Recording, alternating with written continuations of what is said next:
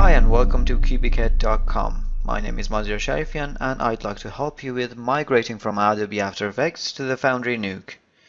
Actually, what is explained in this tutorial is the general and technical differences between the two compositing applications and a quick overview in Nuke compositing.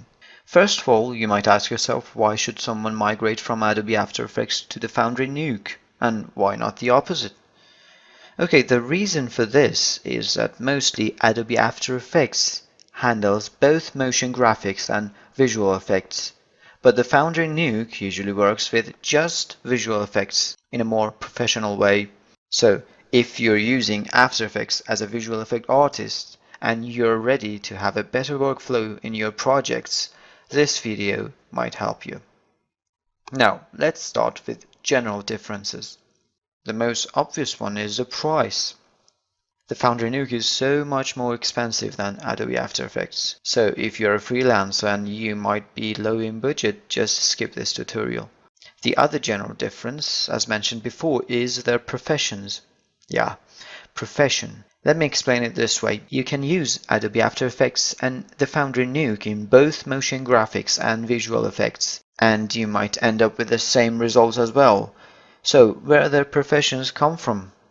That's the way they handle things, which will be more explained later on. Just remember this: if you are a motion graphic designer, Adobe After Effects provides better tools for you. If you're a visual effects artist, the Foundry Nuke does.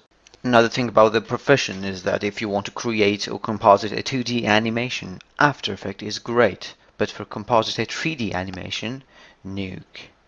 Let's dig deeper and get to some technical differences. I'm sure there are a lot of differences, but the most important ones are, one is the platform they're using and the other one is the 3D support.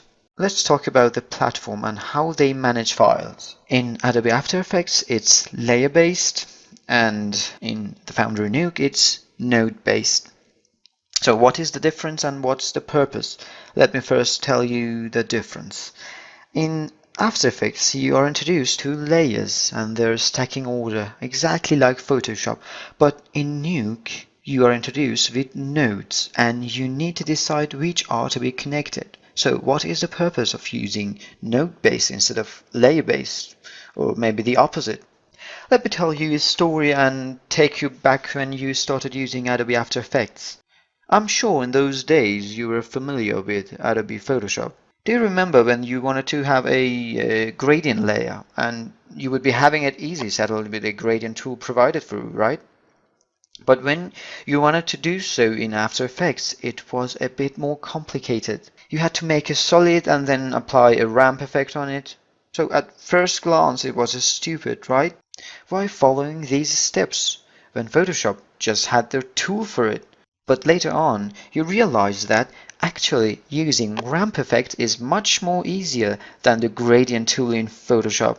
Sure, it needs more time for applying, but it is editable afterwards, and you can change the gradient effect, or actually the ramp effect, anytime you want.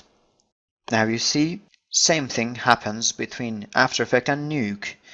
How making a simple composition of two objects in a layer-based environment is so much easier than a node-based one. But later on, when facing some real stuff, Nuke compositing would be much more easier. Let's just say, for a complicated composition, a layer-based platform is great, but for a more complicated composition, node-based could be more time saver. Another important technical difference is the 3D space. Of course, both applications handle 3D space, but Nuke handles real 3D space. It's true that in After Effects you can have some plugins such as Element 3D or a great integration with Cinema 4D. But believe me, changing orientations, shading, editing different passes of a 3D render is way too hard there rather than in Nuke. You can even create 3D geometries in Nuke. For example, you can create a semi-cylinder and put a texture on it and use it as a background for your scene. Okay, now a big FYI. I've just covered some general and technical differences between the two applications so far. There are a lot more powerful tools in the Foundry는 Nuke, which will surely surprise you, as some motion graphic features in After Effects already surprised you, but I think you're good to go for now. Okay, now that we have learned about some general and technical differences between the two applications and you're ready to migrate,